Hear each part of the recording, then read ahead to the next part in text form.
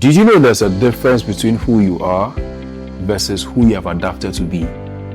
In part 3 of self-awareness and how it plays an imperative role on our foundational growth, I had a conversation with Isaac Nawaf again, and we went into details on the difference between who we are versus who we have adapted to be. Follow us on all socials, and please don't forget to like, subscribe, and share. Let's get into a conversation. I'll be right back. Hey guys, welcome back to part 3 of this conversation on self-awareness and the role it plays in our foundational growth. I'm seated here with Isaac again, and we'll be talking about something really important about self-awareness as we get ready to wind down on this all-important conversation. Ike, my man, Once again, you're welcome back. Pleasure, man. Pleasure. How's it going? Thank you, buddy. Super. Good. Great. So in this part 3, we want to focus on a difference between something and something. We're talking about some other things under self-awareness, sure. But this particular one I want to talk about, I want to understand the difference between who you are versus who you have adapted to be. So you are this person, but maybe society or wherever you find yourself, your environment has conditioned you to be something else. So help us understand, what is the difference between who you are versus who you have adapted to be? Wow. Now, this is a deep question. First of all, this is something that we see in our lives all the time. We're putting on masks, in certain environment, in certain situations, in certain contexts. We choose to portray certain aspect of ourselves instead of the other. And I would say adaptation actually is not a bad thing, because if you read the Darwinian theory of evolution, you know that usually they say the survival of the fittest, right? But actually it is survival of the adaptable. Exactly. So when you look at it from this point of view, you know that adaptation is something that is important in our lives. However, there is a caveat that we should be aware of that. So you adapt to constant changes in the world. For example, in the economy, you know how the economy is fluctuating all the time? You need to adapt. Businesses that want to be the frontier of a new generation or a new whatever it is, they need to be able to adapt to the constant changes of the economy. If you don't adapt, you just wash away by the flood. So adaptation is a good thing. So it's not just in business or in the economy, but also in our personal lives as well. As we relate with other people, we need to adapt. The situation, the environment we find ourselves, sometimes it changes, and we need to adapt to that. Let's start from TOP. I learned it from one of our guys, TOP. Let's start from the top. So first off, you mentioned mask. I hope it's not part. Is it part of the mask? No, it's not mask. Okay. So I can still wear it. All right. So you mentioned a mask. Are you trying to say we are putting on a certain personality or creating a certain impression in the eyes of people? Is that what you're trying to say, or is that what you meant by a mask? We try to put on a mask. Exactly. You know, there is your authentic self. And, you know, we talk about values, we talk about strength and weaknesses. These are part of your authentic self. If you really know yourself, you know, I am this, I am not this. That you know. Of course, it depends on the extent of your self-awareness, right? However, normally we would say be yourself. There is that quote. There's that line. Be yourself. Right. Yeah, it's good to be yourself. However, it's not every time and everywhere you can be yourself, especially if there is a opportunity attached to that place, that environment, or that context, or that situation.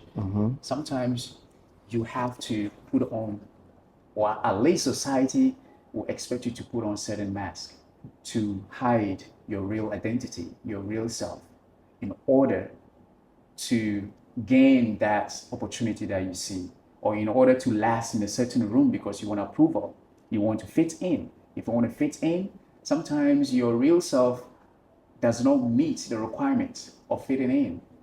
It could be a membership club, it could be whatever. If you want to be your real self, you'll be kicked out. So in that instance, you need to put on a mask to act as if, and then you'll be accorded maybe recognition, acceptance, and stuff like that.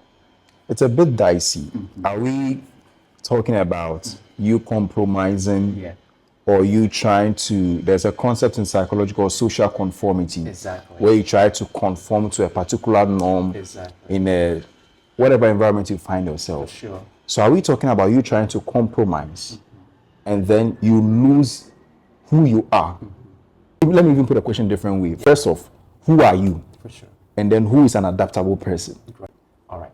So your authentic self is the self that knows your values, your passions, your purpose. Okay. You know, this is me. Like I said, this is me. I do this, I don't do that. That is your real self.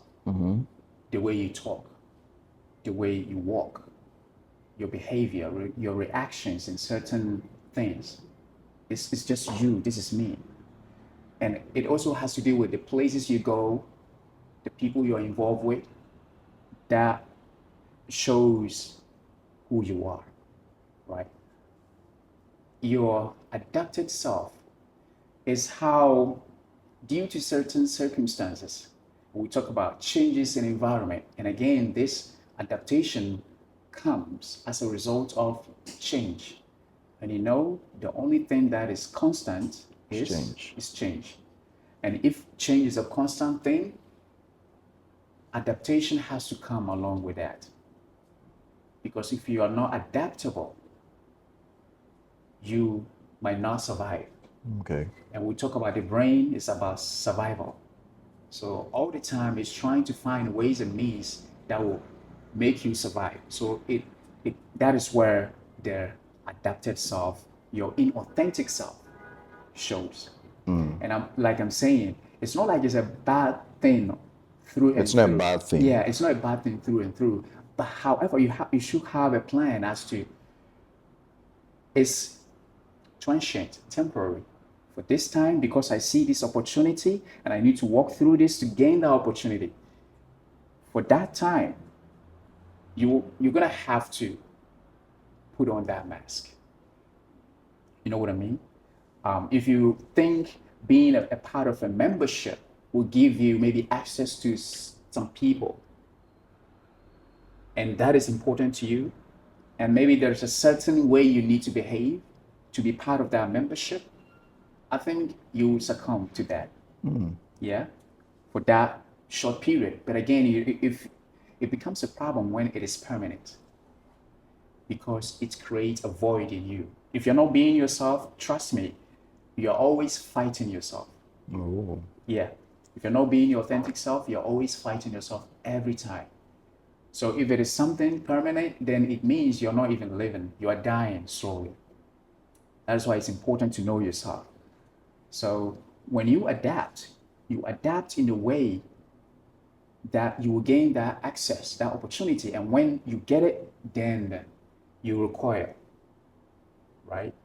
Now, let's look at this. Let's compare the adaptive self and the authentic self. You know how sometimes when you show up with your authentic self, Right. and you are involved in anything and you are yourself, Right. listen, it doesn't matter the extent of the work, the requirement, the demands of the work. Listen, you feel energized, you feel okay, you feel ready, because you are yourself. You're not trying to be something you are not. You know what I mean? You are yourself. You are in yourself. The way you talk, the way you act, and everything, it shows that you're open and free and relaxed because you are yourself. However, if you show up with your authentic self, inauthentic, that is the adapted self, man, you are tensed up. You know what I mean? You are tense that you're not expressive, you're caved in, and you're not in your element because you're trying to act as if that does not work. And one thing about this is it's very draining energy wise. Energy wise, it's very draining. When you show up with your adaptive self, you want to go back home and just regain your energy because it takes a lot of energy to act. It's performative. The adaptive self is always performing. So when you're performing in that aspect, it just drains your energy. So these are the differences between the authentic self and the adaptive self. So the authentic self most likely is permanent. It is who you are. This is Isaac. Exactly. You are aware of your strength, your weaknesses, your values, da da da. But the adapted self, it is not permanent, it is temporal. If it becomes permanent, that means there's a problem. Exactly. Okay, so let's try and just wind down. Yeah, And I want us to talk about just two concepts. for sure. In psychology, there's a concept or a debate, the nature and the nurture debate. The nature says this is who you are. The nurture says you were brought up in this environment. The society has shaped you For sure. to become who you are. Another concept, hypocrite. You got the word hypocrite from a Greek word, Hippocrates, For sure. which means, or they used to do it whenever they were acting, a theater play or whatever, people would just wear a mask. And so you are just wearing a mask to act a certain script, but that's not who you are. So essentially you are saying that with the nature debate, nature, this is who Isaac is, this is who Joseph is. I'm aware of my strength, my weaknesses, etc.